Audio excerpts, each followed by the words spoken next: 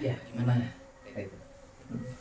Jadi Ustadz ini menarik kan kalau di era sekarang ini banyak aja cobaannya Iya. macam-macam di dalam kehidupan rumah tangga bisa cekcok cuma karena ada postingan di media sosial. Jadi apa ada amalan-amalan tertentu, pikir tertentu yang membantu kita tenang dalam menjalani kehidupan rumah tangga? Iya, sebenarnya begini, hal yang sederhana aja di dalam lingkup rumah tangga itu banyak hal yang terkadang tidak kita eh, pikirkan itu bisa terjadi, hal yang cukup luar biasa. Satu contoh aja misalnya, seorang suami baru pulang, mungkin dia kelelahan, kecapean, mungkin di jalan di macet lah, inilah dan sebagainya lah, dengan terik dan penat lah segala sesuatunya. Dia sampai di rumah, ya tentunya hal yang sederhana aja, dia menyuruh seorang istri, tolong ambilkan air. Lalu jawab seorang istri, ambil aja, emang nggak punya kaki. Wah, ini hal yang begitu sederhana, tapi muatannya tidak sederhana. Ini bisa memicu sesuatu yang masalah lebih besar. Kalau ini tidak masing-masing kita memulai diri kita dan siapa kita sebagai selaku kepala rumah tangga, dan hak istri terhadap suami dan hak suami terhadap istri, ini harus ada satu kesatuan. Jadi jangan sampai hal yang sederhana ini menjadi sesuatu yang cukup membawa kita kepada sesuatu hal yang tidak kita pikirkan. Bisa juga menjadi suatu perceraian, bisa juga dari hal seperti ini. Nah, ini dikatakan krisis kehidupan dalam rumah tangga. Krisis kehidupan dalam rumah tangga ini dimulai dari hal yang sederhana tadi, seperti contoh tadi masalah air tadi yang kita singgung. Terus yang kedua, bahwa dia kering, seorang istri, untuk menemukan jati dirinya. Selama berumah tangga terkadang faktor masalah sifat, masalah bawaan dan sebagainya itu sudah berlanjut lama dalam jenjang rumah tangga yang dia sudah jalani. Tapi pada saat tertentu, karena kondisinya ada masa titik jenuhnya, itu menimbulkan suatu faktor resiko yang cukup berat. Jadi dihubung-hubungkan dalam hal-hal yang tadi, seperti contohnya mungkin masalah dari keuangan dan sebagainya, kemudian sebagainya, dan ditambah juga mungkin karena seorang ibu rumah tangga juga ingin memenuhi kebutuhan buat, ya tentunya hal-hal yang sepertinya apa yang menjadi kebutuhan dia dan sebagainya. Tapi tidak perlu dibenturkan dengan hal-hal masalah sederhana tadi. Kita layanin dulu. Oh ya mas, nanti saya ambilkan air. Mau apa? Mau air putih, yang dingin, apa mau teh atau apa gitu. Nah, itu kuncinya. Surga itu adalah kita bagaimana cara memberikan sesuatu terhadap suami itu, haknya dulu, hak dan kewajiban tadi, hak cinta terhadap istri, hak suami terhadap istri dan sebagainya. Kalau di situ sudah jalan, semuanya sudah dikatakan mahabbah, satu kecintaan yang ditimbulkan dari hal yang sederhana tadi, insya Allah krisis ini akan kita bisa hindari. Karena biar bagaimanapun juga namanya zikrullah itu, kita bukan hanya kita duduk diam itikaf atau bagaimana, tapi zikir yang dikatakannya dalam keterangan yang pernah dikatakan itu yang dikatakan allazina zukirallah uzilat qulubuhum. Jadi zikir itu bagaimana bisa menggetarkan hati dan memberikan suatu motivasi, suatu gerakan atau sesuatu yang sifatnya membuat seperti bahan bakar lah gitu. Jadi ada menimbulkan semangat kegairahan hidup, semangat sesuatu yang ditimbulkan dari hak seorang istri terhadap suami tadi, dan begitu juga suami sebaliknya. Nah, kalau ini udah saling memahami, ibda binafsik dimulai dari diri kita, dan kita ajak bagaimana seorang istri ini untuk sama-sama menjalankan kewajiban kita kepada Allah. Hal yang sederhana, masalah sholat, terus masalah zikir yang sederhana aja lah, yang nggak perlu dalam bilangan jumlah huruful adab itu nggak perlu. Tapi kita perlu untuk bilangan jumlah yang sederhana tapi rutin. Seperti contoh begini, kita terbagi menjadi dua. Manusia itu ada jasmania dan rohania. Sementara kebutuhan yang dihadapkan kita ini untuk mempunyai nutrisi yang berbeda haknya dengan kebutuhan jasmania dan rohania itu tadi, itu merupakan suatu integritas, satu kesatuan. Kalau ini nggak berjalan antara jasmania dan rohania dan kolbu, di sini ada dikatakan zikir binafsi. Zikir dimulai dari diri sendiri dan zikir yang dikatakan zikir nafsiyah. Nah, zikir nafsiyah ini zikir jiwa. Nah, zikir jiwa ini akan mendongkrak segala sesuatu seperti lahan yang sifat dan karakter yang begitu keras. Yang tentunya kita bagaimana media ini agar bisa tanah ini kita gemburkan, terus kita pacu, terus kita lunakkan dan sebagainya, baru kita tanamkan sesuatu yang kita tanam. Lalu dengan begitu tumbuh kembang, dan mereka juga itu sama dengan manusia juga seperti itu. Dan jasmania juga memerlukan suatu nutrisi. Nutrisi jasmania di sini boleh dikatakan 4 sehat 5 sempurna, dan upaya makanan-makanan yang mengandung kalori, terus karbohidrat dan sebagainya untuk menopang jalan pemikiran yang sehat dan transfusi darah dan sebagainya. Nah, tapi kalau kita melihat kondisi nutrisi khusus untuk kolbiah, itu tidak semudah apa yang membalikan telapak tangan. Artinya dengan nutrisi kolbi itu merupakan salah satu suplemen yang tentunya bisa masuk kepada titik sasarannya. Karena yang dikatakan faklam ini kita harus mengenal dulu. Bagaimana mengenal dikatakan faklam annahu la ilaha illallah. Bentuk sederhana aja. Faklam di sini dengan keterangan itu dikatakan dalam Al-Quran, dikatakan ada beberapa ulama mengatakan faklam ini kita mengenali diri kita dulu. Nah, bagaimana kemampuan kita untuk mengenali diri sementara kita harus mengenali sifat-sifat Allah. Itu sifat Allah itu sangat luar biasa. Kita nggak seperti kita aja, kadang-kadang sifat manusia aja tidak sepenuhnya kita mengetahui bagaimana sampai kita sudah berjalan lama jenjang rumah tangga sekian puluh tahun, tapi masih ada sesuatu kecekcokan yang dialami, dan kita itu belum bisa memenuhi sesuatu apa yang menjadi pemahaman untuk masalah sifat-sifat tadi. Nah, untuk memahami sifat ini ada syirilnya, ada kerahasiaannya. Jadi katakan syiril a'dham.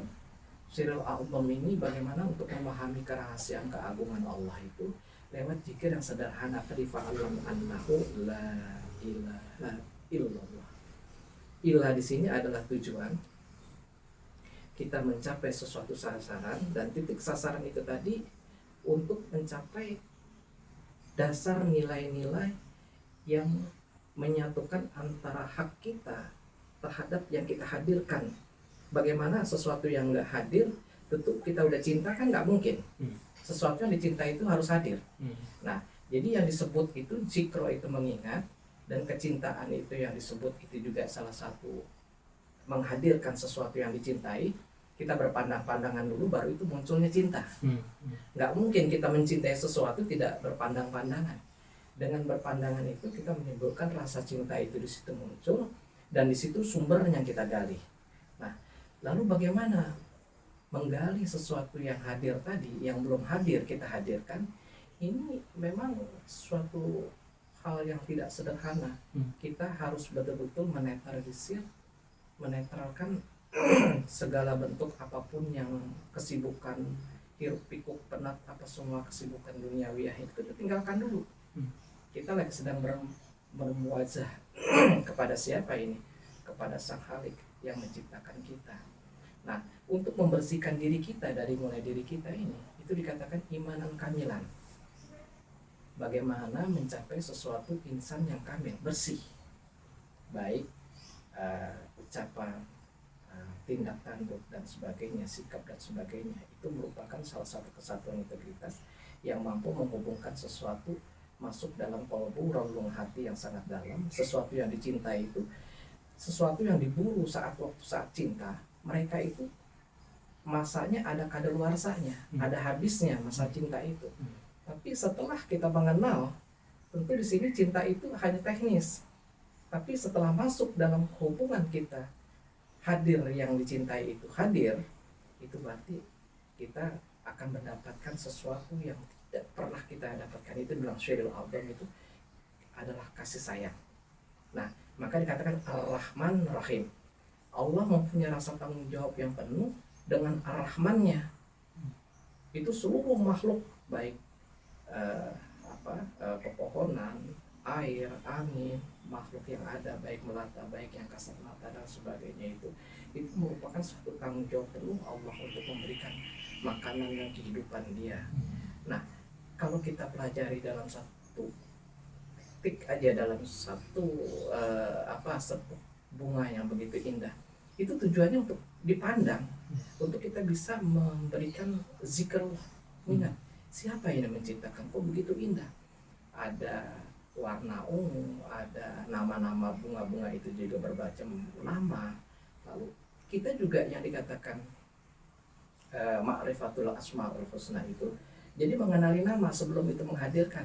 Bagaimana kita seperti saat orang ta'aruf, kita melihat sesuatu yang akan kita jumpai, orang itu ditanya dulu namanya siapa. Nah, kalau udah kenal nama, pasti dia ingin melihat wajahnya. Nah, jadi itu baru tingkatan-tingkatan tertentu dan tahapan-tahapan yang berikutnya itu, setelah dia hadir, dia baru ada memunculkan sesuatu yang gejolak.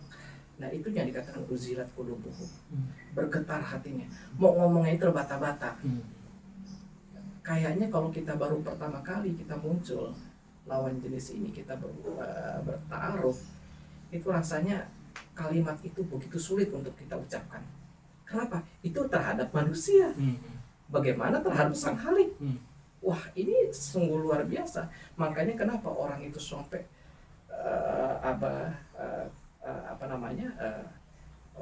kepalanya berzikir itu dengan goyang-goyang, itu bukan di bawah kontrol dari kesadarannya. Tapi itu memang udah gerakan-gerakan yang di luar sebagai apa, tapi rasa kecintaan itu muncul yang rasanya ingin mereguk, ingin meneguk seperti air yang kita jalan di padang pasir yang begitu terik dan panas tandus. Kita menemukan secup air itu, waduh, sangat luar biasa. Nah, begitulah mengenal dan menghadirkan hak-hak Allah itu dalam bentuk Syirul Albam, yaitu keagungan yang maha kuasa. Nah, bagaimana untuk masa-masa kita ini di dalam mengungkapkan kepada sang istri untuk dia bisa harmonis dalam rumah tangga, tidak mencapai suatu yang ditimbulkan menjadi krisis kehidupan dalam rumah tangga itu sendiri. Dan dia harus banyak memberikan nutrisi pada kalbunya. Karena kalau kita aja jasmani aja dalam satu hari ini berapa kali makan, katakan 3 kali makan. Nah, 3 kali makan kita itu artinya ya mungkin kalau orang-orang Betawi ya biasanya nggak mungkin sarapan pagi dengan nasi atau apa, roti atau apa, karena dia butuh pembakaran dalam kalori di badannya. Sehingga bahkan ada sebagian para ulama mengatakan dalam keterangan hadis Tirmizi itu dikatakan bahwa kita makan lebih dulu ketimbang kita kewajiban yang kepada Yang Maha Kuasa. Kenapa? Karena kalau kita dalam keadaan betul-betul yang dikatakan iman kamilan dan bersih, dia pas saat takbiratul ihram dia Allahu Akbar, perut kita terasa kusuk, itu juga tidak menimbulkan kehusuan. Bagaimana untuk mencapai tujuan kehusuan tadi? Ya kita makan dulu. Kenapa kita buka puasa dibatalkan dulu, seperti di bulan suci Ramadan dan sebagainya. Nah, jadi kebiasaan ini begitu cintanya terhadap jasmaniah tadi diprioritaskan untuk keutamaan, karena ini titik yang kita akan jalani sangat panjang dalam masalah ibadah. Jadi kita ada perlu bekal juga dalam fisiknya, sehingga bahan bakar yang kita jalani saat kita sholat, walaupun hanya beberapa menit dalam sholat itu, tapi sehingga ada satu asupan makanan yang kita timbun dalam pembakaran dan perut ini, itu diproses sehingga kita juga mencapai satu ketenangan. Itu salah satunya. Terus yang kedua, wayakinan sodiko, keyakinan ini harus ditanamkan yang sebesar-besarnya. Bagaimanapun juga keyakinan ini adalah pilar. Karena kalau nggak yakin, seperti contoh bagaimana seperti pandemi masa-masa sekarang, kan orang dibuatnya merasa takut dan rasa ini dan rasa tidak nyaman, dan akhirnya stimulus itu yang menimbulkan gejolak efek yang negatif, sehingga gelombang sinergi yang ada di dalam jiwa kita ini menjadi rasa takut yang amat sangat. Ya itulah akan menyerang sesuatu virus yang dengan rentannya iman kita tidak ditingkatkan. Imun kita ini juga sangat paling katakanlah sudah sesuatu yang sangat-sangat tidak memungkinkan untuk kita bisa kembali fit gitu dengan keadaan itu tadi, maka bisa terjadi menimbulkan suatu penyakit yang kita timbulkan karena dari keraguan dakma tadi. Dakma yuri buka illa mayuri, keraguan itu kita kembalikan kepada sesuatu yang tidak meragukan. Nah disitulah aku yakin yang dikatakan wa yakinan sodiko. Nah walisanan zakiro, bagaimana untuk kita bisa tenang dalam hidup dalam rumah tangga itu, kita harus betul-betul menjaga lisan kita. Bahkan ada orang Betawi bilang emang lidah tak bertulang gitu. Jadi udah dipagarin ada gigi, ada jeruji bibir, ada apa, tapi masih nyelos aja pembicaraan yang kadang-kadang bisa sederhana seperti tadi kita ambil kesimpulan masalah air tadi bisa menimbulkan hal sampai ke meja hijau. Jadi dengan begitu makna zikir ini yang pertama untuk mencapai suatu jaljalah tadi, kita harus menghayati ibda binafsi, karena dengan dimulai dari diri kita untuk mencapai tujuan yang hakiki dan keluarga yang betul-betul sakinah mawaddah warahmah. Karena ini predikat sakinah mawaddah warahmah ini tidak serta-merta sebagai kado begitu aja, memang penuh dengan melewati perjuangan. Benar itu ya, begitulah semua kesimpulan tadi yang kita ambil dari apa yang disampaikan Reza. Ya itu sebagai ungkapan rasa kasih sayang yang kita timbulkan dari niat yang paling dalam untuk mencerminkan suatu keluarga sakinah mawaddah warahmah. Dan yang terakhir sebagai kesimpulan, tadi sudah kita iman kamilan wa yakinan shodiqah wa lisanan zakira wa qalban khashi'an. Tujuan akhir itu adalah kekhusyuan, khobu. Jadi qauliyah, kata zikir itu ada zikir nafsiyah, ada zikir qauliyah, ada zikir lisan. Jadi kalau lisannya yang bicara, maka kami kita berzikir begini tapi hati tidak dituntut, qalbu tidak dituntut, ya seperti air dengan minyak. Jadi dia tidak bisa membuat satu kesatuan, karena minyak ya dengan upaya sesuatu tidak bisa menyempurna dengan air. Terus obat-obatan nasuha, nah dengan pengobatan tadi sebagai bentuk kita setiap tulisan apa yang kurang baik ya kita hapus dengan membaca istighfar. Ya paling sedikit katakanlah kalau dalam sholat misalnya katakan 10 5 waktu itu ya 50, kalau 20 kali 5 jadi 100. Karena biar bagaimanapun juga Rasulullah SAW itu yang paling sedikit dia beristighfar itu 100 waktu mereka sudah dikatakan maksum dan tidak terkontaminasi dengan hal-hal yang subhat dan dijamin halal jannah, tapi mereka juga masih membaca kalimat thayyibah dengan sayyidul istighfar tadi paling sedikit 100. Jadi itu aja yang saya sampaikan, mudah-mudahan kita bisa paham apa yang saya sudah sampaikan dan bisa kita praktikkan untuk keseharian di rumah tangga kita, rumah yang paling kecil indah dan dikatakan baiti jannati. Ya, jazakallah khair. Sama-sama barakallahu fiikum. Ayo kita minum. Ya, sama-sama.